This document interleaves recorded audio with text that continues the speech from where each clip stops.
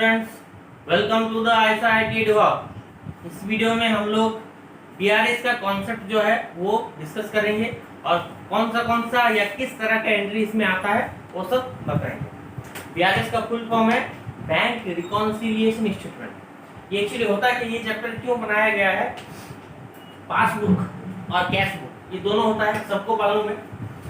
Passbook मतलब क्या, हम लोग जो बैंक में खाता खोले हैं, बैंक हम लोग को क्या करता है, पासबुक देता है ताकि हम लोग अपना हिसाब, मेरे बैंक में कितना पैसा है, कितना कटा, कितना जमा हुआ, ये सब का हिसाब हम लोग क्या कर सके, निकाल सके। और कैश बुक क्या होता है, जो कंपनी या बिजनेस या फार्म वो क्या करेगा, बिजनेस चलाता है तो उन लोगों का रेवेन्यू आता है। बिजनेस मतलब रेवेन्यू ज्यादा हो गया तो क्या करेगा, बैंक में पैसा रखना पड़ता है। ज्यादा पैसा अगर जमा करके रखेगा कैश, वो ब्लैक मनी हो जाएगा, तो वो पैसा बैंक में जमा करता है करंट अकाउंट में। बिजनेस का क्या होता है, करंट अकाउंट होता है। अब वो भी क्या करता है, उसका बैंक में कितना पैसा है वो भी एक हिसाब रखता है। वो क्या करता है, कैश बुक बनाता है। बिजनेस क्या करेगा, बिजनेस कैश बुक हम लोग बात कर रहे हैं बैंक कॉलम का।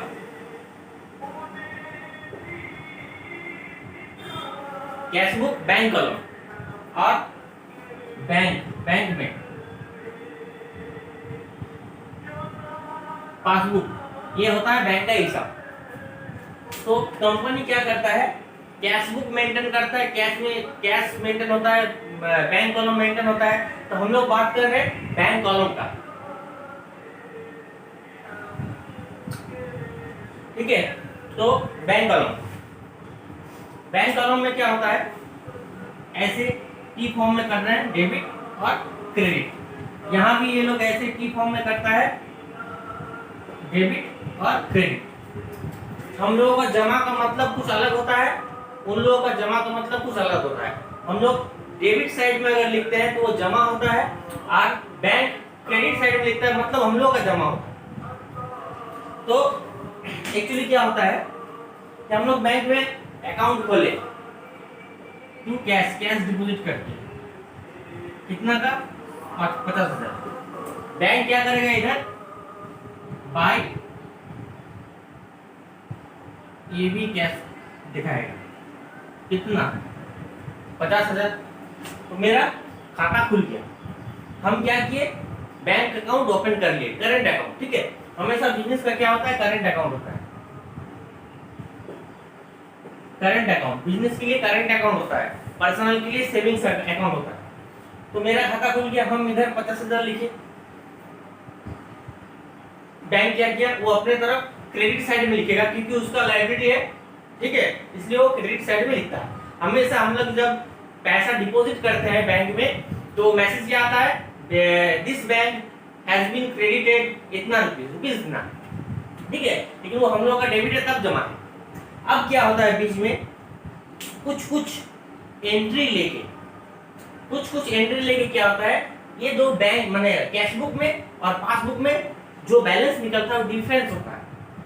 यहाँ पे कुछ निकला, यहाँ पे सोचिए 5,40,000 निकला कैश बुक में बैलेंस आया। सोचिए यहाँ पे एंट्री बहुत सारा हुआ, ठीक है, यहाँ पे भी एंट्री होके बैलेंस आया हम लोगों का, बैलेंस सीडी 5,40,000। हम लोगों का सीडी इधर आएगा, इन लोगों का टू बैलेंस सीडी इधर 5,00,000,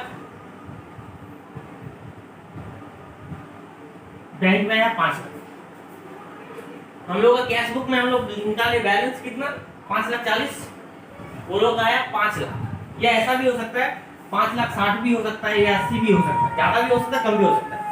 ये जो ज्यादा और कम, ये जो पासबुक और कैश बुक में जो डिफरेंस है अमाउंट का, क्लोजिंग बैलेंस का, या किसी भी पर्टिकुलर डेट का जो डिफरेंस है, यही हम लोग निकालने के लिए, क्यों डिफरेंस है, ये निकालने के लिए, मैच कराने के लिए नहीं। बहुत किसी का कॉन्सेप्ट क्या होता है कि बैंक रिकॉन्सिलिएशन स्टेटमेंट इसलिए बनाया जाता है कि कैश बुक और पासबुक का जो बैलेंस है उसको मैच करेंगे। यहाँ मैच कराने का या बैलेंस कराने का कोई बात नहीं है। यहाँ मेन टॉपिक क्या है कि यहाँ पे जो डिफरेंस आया हम लोगों का कैश बुक में और पासबुक में, उसका मेन रीजन क्या है, क्यों डिफरेंस आया। ठीक है, ये मिलाने का कोई काम नहीं है, डिफरेंस क्यों आया ये निकालेंगे, इसको हम लोग रिकॉन्सिल बोलते हैं। ठीक है, तो ये चैप्टर क्या है, बैंक रिकॉन्सिलिएशन स्टेटमेंट, ताकि दोनों में क्यों डिफरेंस आया वो हम लोग निकाल सकें। अब थोड़ा डेफिनेशन पढ़ देते हैं। अ बैंक रिकॉन्सिलिएशन स्टेटमेंट, एक bank reconciliation statement is a statement, ये क्या है, स्टेटमेंट है by which the difference between the balance of the bank account as per cash book and the balance as per passbook as on a particular date are reconciled, showing the reasons of such differences। ये जो difference होता है इसका reason show करने के लिए ये statement हम लोग बनाते हैं कि कैश बुक में और पासबुक में डिफरेंस क्या है। क्लियर, ये तो क्लियर हो जाना चाहिए, हम बहुत डिटेल्स में बोले। ठीक, तो अब हम लोग बताएंगे क्या क्या क्या लेके स्टार्ट होता है।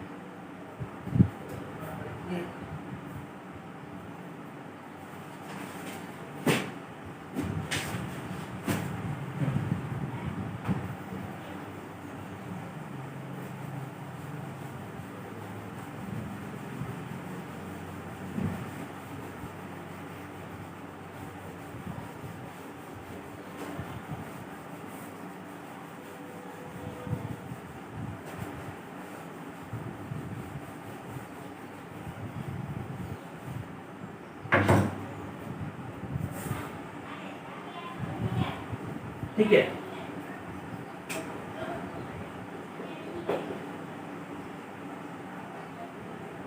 Methods of bank reconciliation statement.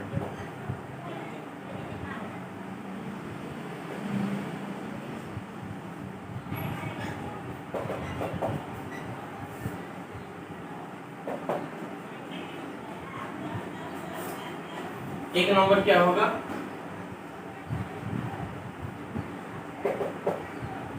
starting with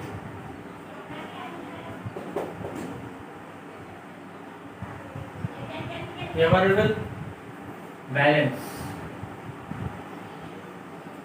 of cash book। ठीक है, चार तरह के होता है मेथड बैंक रिकॉन्सिलिएशन स्टेटमेंट में रिकॉन्सिल करने का। पासबुक और कैश बुक के बीच में चार गो मेथड है। फर्स्ट क्या है, starting with favourable balance of cash book. Cash book में किसका, बैंक कॉलम का फेवरेबल बैलेंस मतलब प्लस, ओवरड्राफ्ट नहीं, प्लस मतलब कुछ पैसा बैंक में मेरा क्या है, जमा है, तो वो फेवरेबल बैलेंस होता है। इससे हम लोग स्टार्ट कर सकते हैं। दो नंबर क्या होगा, starting with favourable balance of passbook. ठीक है, ये क्या होगा कि हम लोग स्टार्ट किए किससे, फेवरेबल बैलेंस लेके पासबुक का।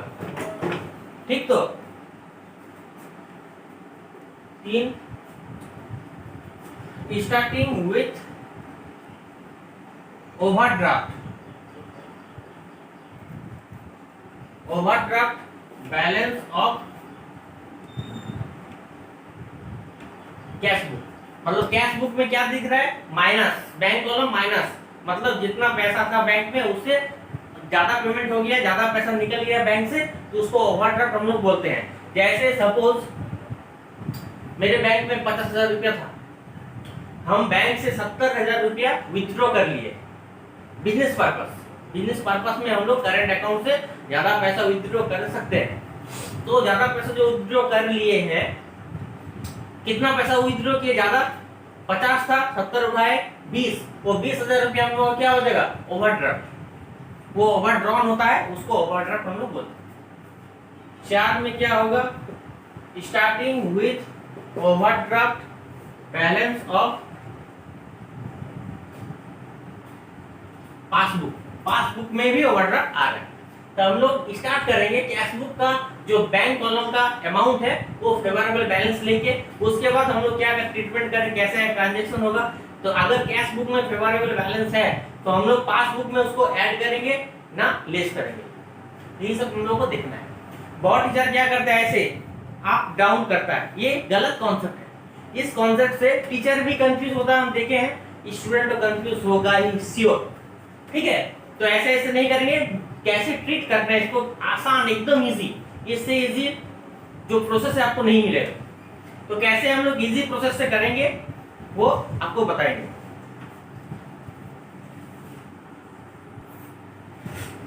ठीक है, अब क्या क्या एंट्री होता है इसमें हम लोग बताएंगे।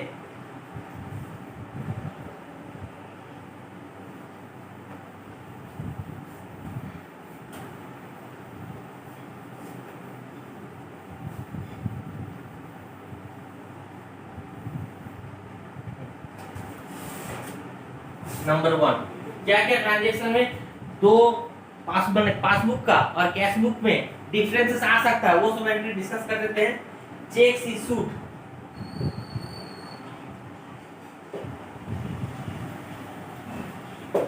चेक्स इशूड बट नॉट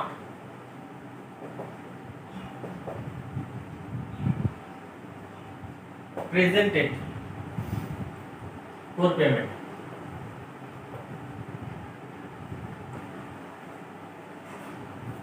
ठीक है, यहाँ पे क्या है, एक नंबर चेक इशू, हम लोग क्या किए हैं, चेक इशू कर दिए हैं but not presented for payment. इसका मीनिंग क्या होगा कि कंपनी या फर्म या बिजनेस कुछ भी हो सकता है, वो लोग क्या किया है, किसी को चेक इशू मतलब किसी को चेक देना, काटना, पेमेंट करना। समझ लीजिए ये बिजनेस है, बिजनेस। ठीक है, ये क्या क्या, एक पर्सन को एक चेक इशू किया, चेक इशू कर दिया, अमाउंट सोचिए 50,000। बिजनेस क्या किया, इस पर्सन को चेक इशू कर दिया 50,000 का, लेकिन ये पर्सन बैंक में गया ही नहीं। प्रेजेंटेड मतलब प्रेजेंटेड फॉर पेमेंट, वो बैंक में गया ही नहीं कि हम पैसा उठाएंगे, तो ये नहीं गया बैंक में। हम लोग कैश बुक में क्या ट्रीट करेंगे कि हम लोग पेमेंट कर दिए हैं, मेरा बैंक घट गया है, हम लोग पेमेंट कर दिए हैं, हम लोग को दिखा देंगे इस पार्टी का नाम XYZ कुछ भी हो सकता है, X। ठीक है, X पकड़ ली इसको, तो हम लोग क्या दिखाएंगे, कैश बुक में दिखाएंगे X account debit to bank. तो हम लोग बाई तरफ बाई X अकाउंट करेंगे, उसको पेमेंट कर दिए, बैंक कॉलम में अमाउंट लिखेंगे तो ऑटोमेटिकली क्या होगा, बैंक का अमाउंट घट जाएगा। अब ये जो बंदा है ये बैंक गया ही नहीं, पहुंचा ही नहीं चेक का पैसा उठाने के लिए। चेक डिपॉजिट किया जाता है पहले अकाउंट में, उसके बाद 2-3 दिन में पैसा आता है, तो ये गए ही नहीं, जब पैसा उठाएंगे तब बैंक में क्या होगा, पासबुक में मेरा 50,000 रुपये ज्यादा दिखेगा। किससे, कैश बुक से। कैश बुक में हम लोग उसको माइनस कर दिए, लेकिन ये गया ही नहीं पैसा उठाने के लिए, तो मेरा पासबुक क्या होगा, 50,000 रुपये ज्यादा दिखेगा। ये एक होता है किसके लिए, डिफरेंस होने के लिए कैश बुक और पासबुक में। अब कैसे फॉर्मेट में करना है वो बाद में बताएं, खाली डिस्कस कर देते हैं, कब क्या ट्रीटमेंट होगा वो बाद में बताएंगे। ये तो क्लियर। 2 नंबर क्या है, interest credited by the bank.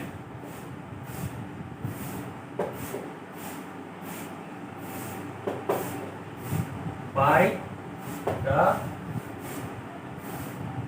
Bank but not recorded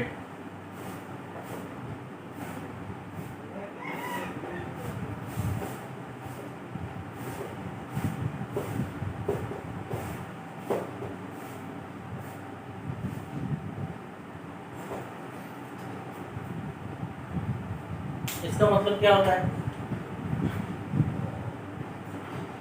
bank में पैसा रखा हुआ है, वहां से बैंक से हमको उस अमाउंट का कुछ इंटरेस्ट मिला है, 500, 1000, 2000, 5000, 10,000 कुछ भी हो सकता है, जितना बड़ा अमाउंट होगा उतना बड़ा इंटरेस्ट होगा। मिला है मतलब क्या, वो बैंकर जो है वो आपके हाथ में पैसा देके नहीं जाएगा, ये लीजिए आपका इंटरेस्ट, कभी नहीं होता कि बैंकर आपको पैसा देके जाए, ऑफिस आ गया आपका, हाँ साहब जी लीजिए आपका ये इंटरेस्ट हुआ, ये आपका ब्याज हुआ, कभी नहीं आएगा।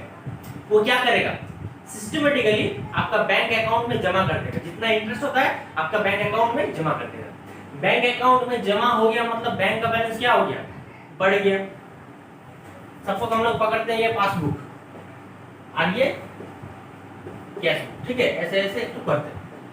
500 रुपया इंटरेस्ट आया, वो इधर क्रेडिट साइड में 500 रुपया लिख दिया, और यहाँ पे डेबिट साइड में होना चाहिए था। कब हम लोग जानेंगे तब ना, इसका इंफॉर्मेशन नहीं मिलता तुरंत जब तक ना बैंक स्टेटमेंट हम लोग निकालें। तो ये 500 रुपये इधर बढ़ गया 500, इसका बैलेंस भी 500 आ गया, इधर क्या है कुछ नहीं, तो पासबुक 500 बढ़ गया, कैश बुक में रिकॉर्ड ही नहीं हुआ। ये भी एक रीजन होता है डिफरेंस आने का between cash book and passbook. तो ये interest credited by the bank but not recorded in the cash book, cash book में ये रिकॉर्ड ही नहीं हुआ। अकाउंटेंट जानेगा तब तो रिकॉर्ड करेगा, जब तक ना ऑनर उसको स्टेटमेंट दे बैंक स्टेटमेंट तब तक अकाउंटेंट नहीं जानेगा। अकाउंटेंट जब तक नहीं जानेगा वो इंटरेस्ट जमा नहीं कर सकता, बैंक का बैलेंस नहीं बढ़ा सकता। विदाउट इंफॉर्मेशन अकाउंटेंट कोई भी काम नहीं करेगा। क्लियर? 2 नंबर। 3 नंबर, 3 नंबर क्या है? Check deposited in the bank.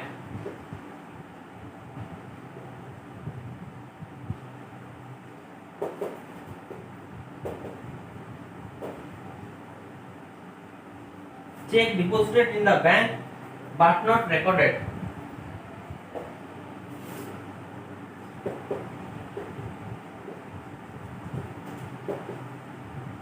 in the yes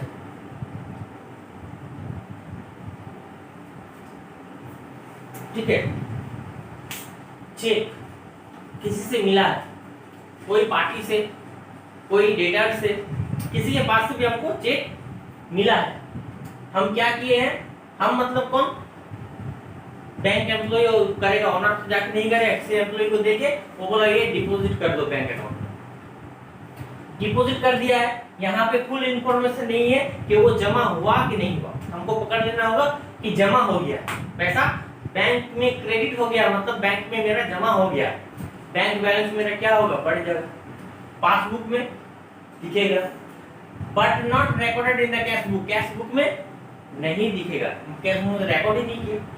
हम जब तक ना अकाउंटेंट को इंफॉर्मेशन देंगे कि हम एक चेक डिपॉजिट किए हैं, कहाँ पे, बैंक में, ऑनर हो या कोई एम्प्लॉय हो, जो एम्प्लॉय अकाउंटेंट को पूरा डेटा क्या करता है, सप्लाई करता है, वो एम्प्लॉय अगर अकाउंटेंट को सही समय में वो इंफॉर्मेशन ना दे के हम एक चेक जो है वो बैंक में डिपॉजिट करने के लिए भेज दिए हैं, तो तब तक अकाउंटेंट उसका एंट्री या रिकॉर्ड कैश बुक में नहीं दिखाएगा। तब कैश बुक क्या होगा, घटा रहेगा, मतलब घटेगा नहीं, जितना था उतना ही, बैंक बढ़ गया, बैंक का बैलेंस बढ़ जाता है। तो ये बैंक का बैलेंस बढ़ गया और कैश बुक नहीं बढ़ा, दोनों में ऑब्वियसली क्या होगा, डिफरेंस होगा। ठीक है, सपोज कैश बुक हम लोग पकड़ते हैं, कैश बुक हम लोग पकड़ते हैं, बैलेंस है 5,40,000, आज पासबुक में हम लोग 60,000 रुपया डिपॉजिट किए, वो क्रेडिट भी हो गया, तो 6 लाख रुपया पासबुक में दिखेगा। ये भी एक रीजन है कैश बुक और पासबुक में डिफरेंस आने का, पासबुक ज्यादा कैश बुक कम। क्लियर? इसका भी एक एंट्री होगा कुछ, ठीक, तो क्लियर। तो 4 नंबर क्या है देखते हैं, dividend, interest etcetera.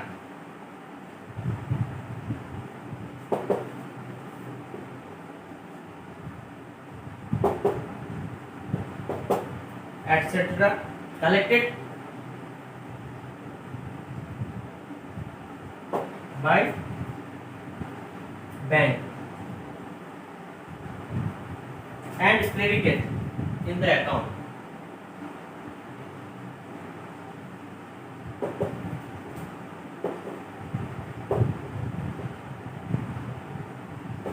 Account but not recorded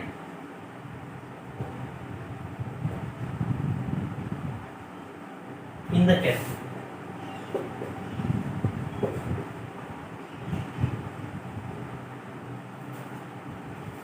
क्या नंबर क्या है, डिविडेंड। इसका कॉन्सेप्ट पता होना चाहिए कि शेयर मार्केट में कंपनी लोग क्या करता है, इशू करता है, तो हम लोग उससे अर्न करने के लिए क्या करते हैं या इन्वेस्ट करने के लिए, एक्चुअली इन्वेस्टमेंट कॉन्सेप्ट से मेरा पैसा एक जगह फंसा रहेगा और उससे कुछ अर्निंग भी होगा, तो हम लोग क्या करते हैं, शेयर परचेस करते हैं। अब हर पर ईयर क्या होता है, अर्निंग होता है कंपनी से, और जो जितना शेयर परचेज किया है उसका पोर्शन का जो प्रॉफिट होता है उसके बैंक अकाउंट में ट्रांसफर कर दिया जाता है, उसको डिविडेंड हम लोग बोलते हैं। वो बैंक में डायरेक्ट आता है, वो कैश में नहीं आता।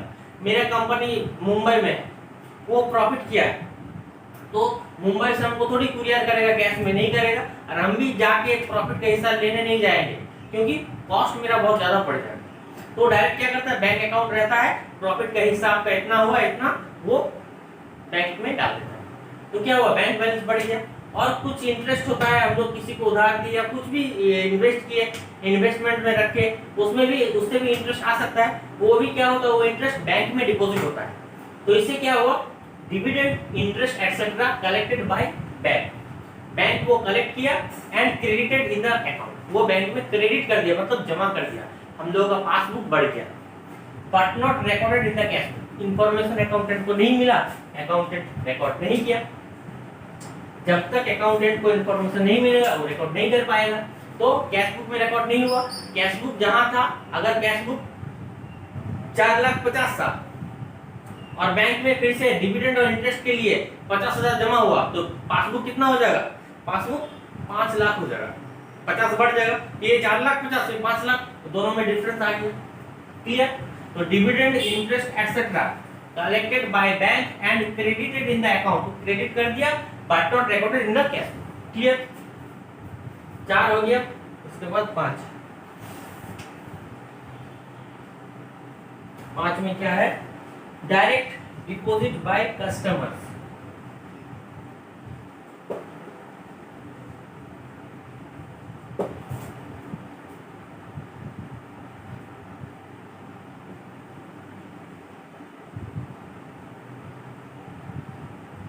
by customers into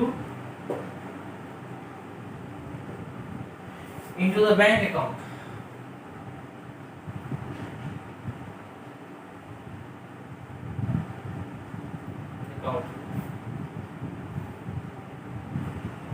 into the bank account and credited by the bank.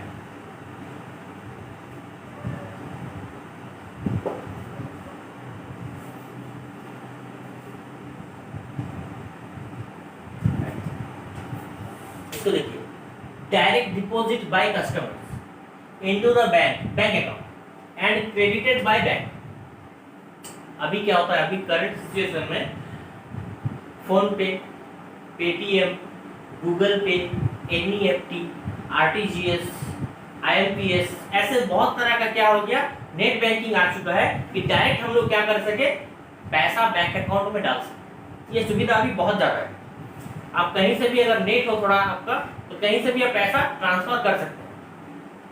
आजकल के जमाने में ये तो कॉमन है कि हम यहाँ पे शॉप खरीदे रखे हैं, किसी को उधार में दिए या किसी से पाते हैं, वो झारखंड का है, बहुत दूर का है, 4-5 घंटे का रास्ता है, वो 4-5 घंटा बस में या ट्रेन में आके आपको पैसा देने आएगा कि डायरेक्ट बैंक में डालेगा। तो बहुत सारा कस्टमर क्या दूर दूर का है, वो लोग क्या किया कि आपके बैंक अकाउंट में डालने लगा पैसा। अभी क्यूआर कोड आ गया, स्कैन करके धड़ाक से पैसा ट्रांसफर, ठीक। तो क्या हुआ, डायरेक्टली क्या कर रहा है, कस्टमर लोग बैंक में डिपॉजिट कर रहा है। बैंक में जब डायरेक्टली डिपॉजिट कर रहा है, बैंक अकाउंट क्या हो रहा है, धड़ाधड़ बैलेंस बढ़ रहा है। पासबुक सॉरी कैश बुक नहीं बढ़ रहा है। क्यों नहीं बढ़ रहा है, अकाउंटेंट को इसका इंफॉर्मेशन नहीं है, इसका इंफॉर्मेशन अकाउंटेंट को नहीं है कि इस कौन सा कस्टमर बैंक में डिपॉजिट करके, जब मिलेगा तब वो रिकॉर्ड करेगा। इमीडिएटली अगर हम लोग चेक करेंगे तो बैंक का पासबुक बढ़ा हुआ रहेगा, ठीक है, अपडेट करने से, और पासबुक सॉरी कैश बुक क्या होगा, कैश बुक का वाले बैलेंस पासबुक के कंपैरिजन में कम रहेगा। तो इससे भी क्या होगा, डिफरेंस आएगा। क्लियर, 5 पासबुक और कैश बुक में डिफरेंस आएगा। अब इधर से मिटा मिटा के करेंगे।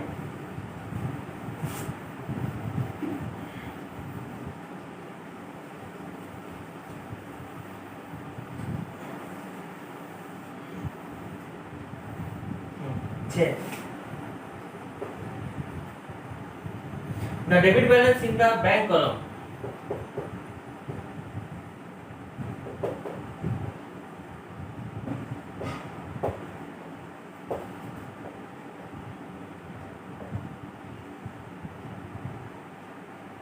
In in the bank column in the cash book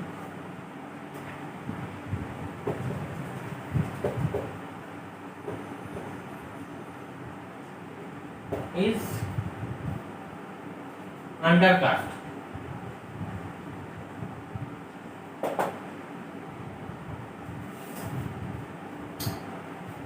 इसका मतलब क्या है? The debit balance in the bank column of cash book, cash book का है ना, कैश बुक का जो बैंक कॉलम है वो अंडर कास्ट है। अंडर कास्ट मतलब कम है। किससे कम है? पासबुक से। डेबिट बैलेंस, डेबिट मतलब बैलेंस मतलब जमा का बैलेंस, मतलब मेरे बैंक में कितना जमा है उसका बैलेंस जो है, सपोज हम लोग पकड़ लेते हैं 54,000 कैश बुक है और पासबुक में दिख रहा है आपका 57,000। 57,000 दिख रहा है कहाँ पे? पासबुक में। उसका मतलब क्या है? उसका मतलब ये है कि कैश बुक का जो बैंक कॉलम है उसका डेबिट बैलेंस क्या है? अंडर कास्ट कम है। इस कारण से भी क्या हो सकता है? पासबुक और कैश बुक में डिफरेंस आ सकता है। खाली डिफरेंस को पकड़िए, बाकी बाद में करेंगे। अभी किस लिए डिफरेंस आ रहा है जब डिस्कस करते हैं। क्लियर? इसके बाद इसी को साथ कर देते हैं, थोड़ा सा चेंज करना है।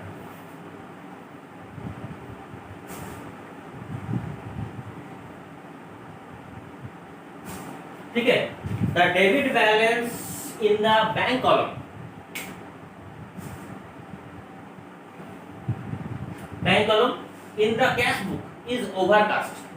ओवरकास्ट का मतलब कैश बुक का जो बैंक कॉलम है उसका डेबिट बैलेंस ज्यादा है। सपोज सोचिए कैश बुक उल्टा करते हैं ना, 57,000 और passbook 54,000।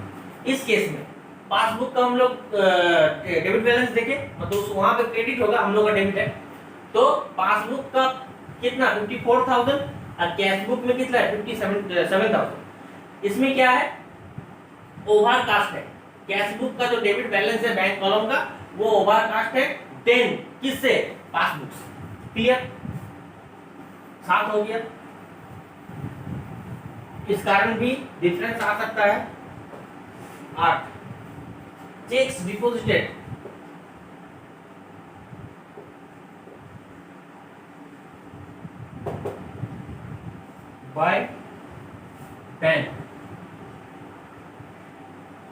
by bank but not collected।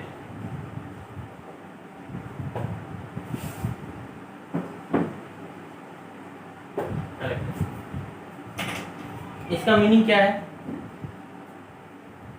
Checks deposited by bank but not collected. हम लोग चेक डिपॉजिट कर दिए, कहाँ पे? बैंक में डिपॉजिट करेंगे, क्योंकि चेक हमेशा बैंक में डिपॉजिट किया जाता है और बैंक का चेक ही इशू किया जाता है। नेगोशिएबल इंस्ट्रूमेंट है ये। ठीक है, 1881। तो चेक तो डिपॉजिट कर दिए, हम लोग कैश बुक में क्या करेंगे? रिकॉर्ड कर देंगे। चेक डिपॉजिटेड, हम लोग का कैश बुक क्या होगा? बढ़ जाएगा।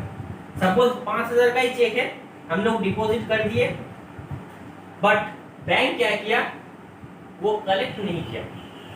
तो हम लोग सोचिए पासबुक कैश बुक में 5,000 रुपया जमा कर दिए और यहाँ पे पासबुक कुछ नहीं, तो कलेक्ट ही नहीं किया। तो यहाँ क्या होगा? कैश बुक 5,000 रुपया ज्यादा दिखेगा। पासबुक में इस केस बोल रहे, बाकी सारा टोटल छोड़ दीजिए, इसमें 5,000 रुपया डिफरेंस आ जाएगा। तो कैश बुक में 5,000 रुपया जमा दिखा रहा है, क्योंकि हम लोग एंट्री मार चुके हैं। अकाउंटेंट को ये पता था कि चेक डिपॉजिट किया है 5,000 का, किसी से मिला है XYZ है ना, ABC, किसी से राम साहब जोधो मुझे किसी से भी। तो हम लोग क्या किए? कैश बुक में रिकॉर्ड कर दिए कि X account debit to bank by करके पोस्टिंग का sorry bank account debit to X, उल्टा बोल दिए, डिपॉजिट है bank account debit to X, तो 2x बोल के बैंक कॉलम में लिख दिया। बैंक हम लोग का क्या हुआ? बढ़ गया, 5,000 रुपये सोचिए। अब पासबुक में उसका कोई मनी कलेक्शन ही नहीं हुआ, तो रिकॉर्ड कैसे होगा? तो ये कैश बुक जो है बढ़ा रहेगा, 5,000 रुपया ज्यादा रहेगा। क्लियर? इसके बाद क्या है, 8 नंबर को ना,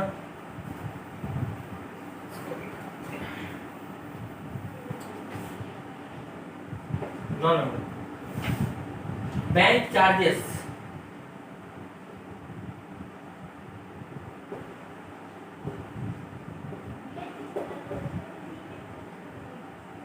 या expenses debited by the bank,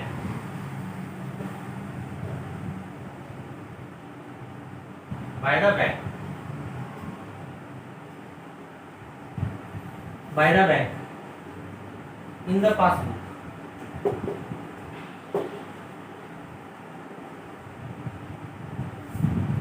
but not recorded in the cash book.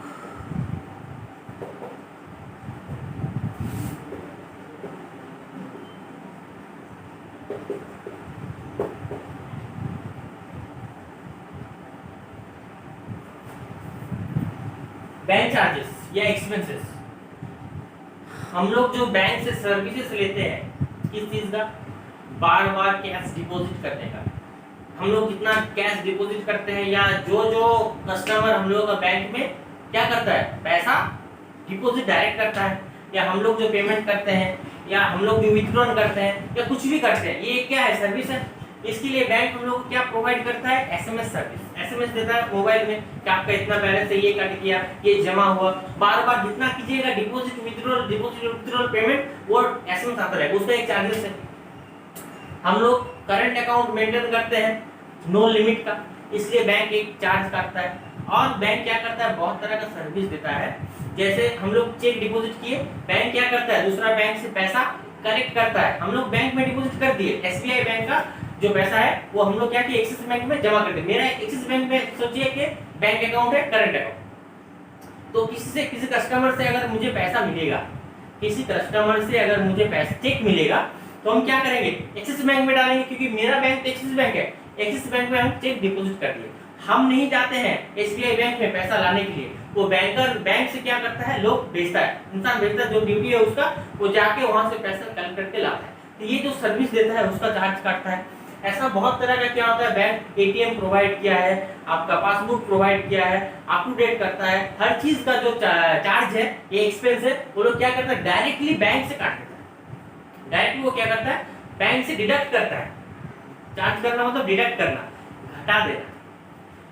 सोचिए ये कैश बुक है और ये पासबुक है, कुछ कुछ बैलेंस है, सोच लीजिए, है ना। तो बैंक पासबुक में क्रेडिट मतलब जमा, डेबिट मतलब खर्च, इधर डेबिट मतलब जमा, क्रेडिट मतलब खर्च। तो बैंक चार्जेस सब चीज मिला के हम पकड़ रहे हैं 500 रुपया काट के, तो वो डेबिट, तो हम लोग का क्या होगा, क्रेडिट एक्चुअली होना चाहिए, लेकिन वो तो डेबिट कर चुका है। अकाउंटेंट को इसका इंफॉर्मेशन कब मिलेगा, जब ऑनर या कोई जो स्टाफ जो बैंक स्टेटमेंट देता है अकाउंटेंट को, जब देगा तभी अकाउंटेंट को ये इंफॉर्मेशन मिलेगा। अभी जो बैंक चार्ज ये एक्सपेंस का जो डेबिट हुआ है बैंक से, इसका इंफॉर्मेशन अकाउंटेंट तक नहीं आया। अब अकाउंटेंट जब तक पहले ही बोले इंफॉर्मेशन नहीं पाए, तो वो इसका एंट्री नहीं दिखा सकता। तो पासबुक में क्या हुआ है, 500 रुपया घट गया है, कैश बुक नहीं घटा, मतलब कैश बुक 500 इससे बढ़ा हुआ है तो क्या होगा, इस कारण भी दोनों अकाउंट में, मतलब पासबुक में, सॉरी कैश बुक में और पासबुक में डिफरेंसेस हो सकता है। क्लियर ना, हो गया 10।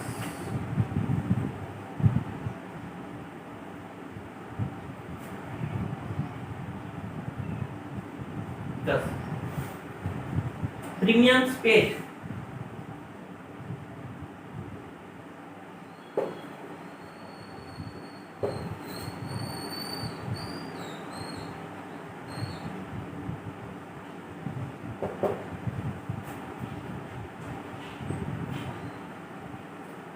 और रेमिटेंस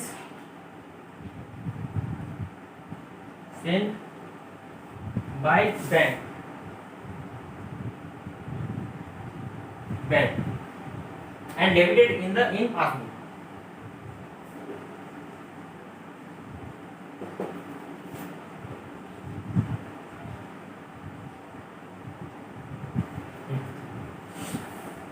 प्रीमियम्स, ये क्या होता है? इंश्योरेंस प्रीमियम हो सकता है, हेल्थ प्रीमियम हो सकता है, कार का इंश्योरेंस हो सकता है, बहुत सारा का इंश्योरेंस है।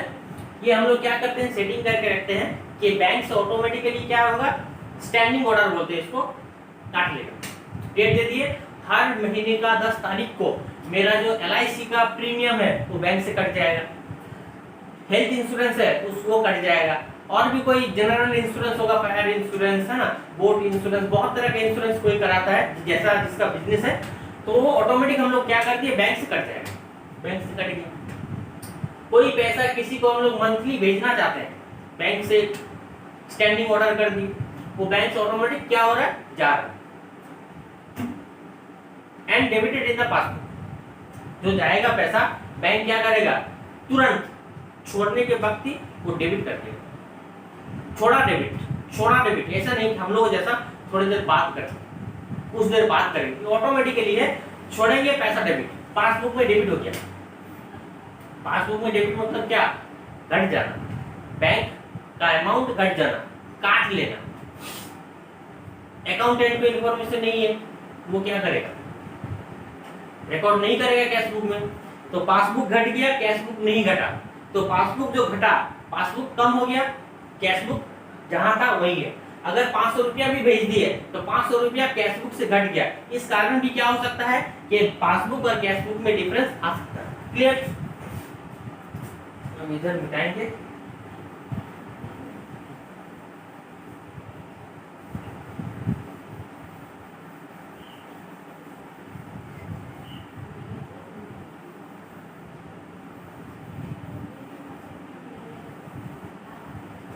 ठीक। तो 11 नंबर क्या है, dishonoured bill debited by bank.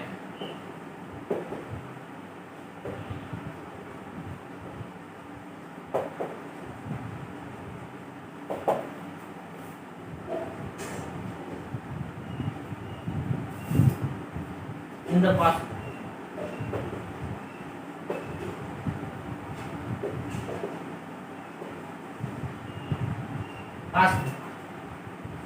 but not recorded in the cash book.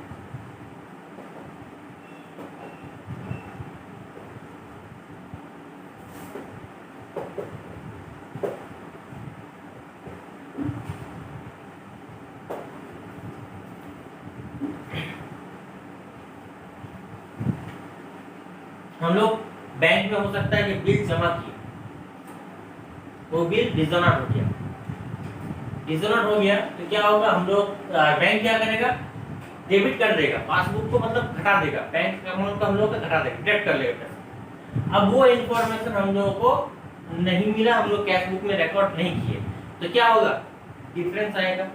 Passbook का बैलेंस अगर दिखेगा 51,000, कैश बुक दिख सकता है 54, ज्यादा कैश बुक ज्यादा दिखेगा, 3,000 रुपये का बिल है, सोच के सपोज पकड़ लीजिए कि 3,000 रुपये का बिल है, वो डिसऑनर्ड हो गया, तो बैंक क्या करेगा, वो डिडक्ट कर लेगा, तो बैंक में 51,000 होगा और कैश में 54,000 होगा, इस कारण भी डिफरेंस आ सकता है।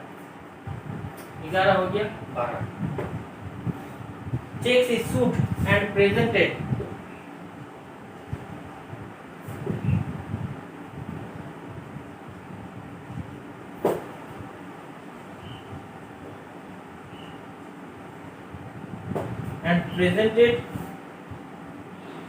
and debited by bank, bank ही करेगा by bank, but not recorded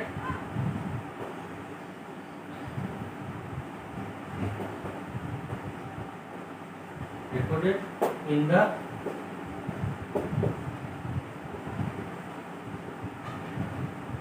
yes. हम लोग जो है किसी पार्टी को चेक इशू कर दिए, मतलब दे दिए, चेक काट के दे दिए, वो प्रेजेंटेड मतलब वो बैंक गया, बैंक जाके वो डिपॉजिट किया, कहाँ पे, अपने अकाउंट में, and debited by the bank, bank क्या किया, मेरे अकाउंट से, हम मेरा चेक काट के दिए थे, उसको पेमेंट किए थे, तो मेरे अकाउंट से वो पैसा डिडक्ट कर दिया, मतलब काट लिया। बट वो जो डिडक्ट किया बैंक, हम लोग कैश बुक में कोई रिकॉर्ड नहीं किए कि हम किसी को चेक दिए हैं, but not recorded in the cash book, तो बैंक से जो काटा पैसा, बैंक का बैलेंस या पासबुक क्या होगा, घट जाएगा। और कैश बुक में जो बैलेंस है बैंक का वो उतना ही रहेगा। इस कारण कि क्या हो सकता है, दोनों बुक में, कैश बुक में और पासबुक में डिफरेंस आ सकता है। क्लियर? अभी आप लोगों को ये क्लास करके कैसे लगा कि ये क्लास बहुत ही सोचता है कि बैंक रिकॉन्सिलिएशन स्टेटमेंट ये जो चैप्टर है बहुत टफ है, कुछ नहीं, एकदम आसान है, सबसे इजी है। ठीक है, ये और रेक्टिफिकेशन ऑफ एरर, ये दोनों में स्टूडेंट क्या होता है, ज्यादा कंफ्यूज होता है और डाउट क्रिएट होता है। टेक्निक अगर यूज करेंगे ना, ये दो चैप्टर सबसे इजी है, सबसे इजी चैप्टर ये दो ही है। खाली आपको टेक्निक जो हम बताएं इजी तरीका से इसको फॉलो कीजिए, सबसे अच्छा चैप्टर ये दोनों होगा। ठीक है, थैंक यू सो मच, आज के लिए इतना ही। अगर आप लोगों को मेरा पढ़ाने का तरीका अच्छा लगे तो कोशिश कीजिए मेरे चैनल को सपोर्ट करने के लिए, तब हम आगे बढ़ सकते हैं, नहीं तो मेरा क्या होगा, मोटिवेशन खत्म हो जाएगा। ठीक है, तो चैनल को लाइक कीजिए, सब्सक्राइब कीजिए और बेल आइकन को दबाइए। हम और कोशिश करेंगे कि इतना इजी से आप लोगों को ये कॉन्सेप्ट जो है क्लियर करें। ठीक है, आप लोग 11-12 का जो सिलेबस है, सीबीएसई बोर्ड हो या वेस्ट बंगाल बोर्ड, हम कवर करते हैं। Thank you so much.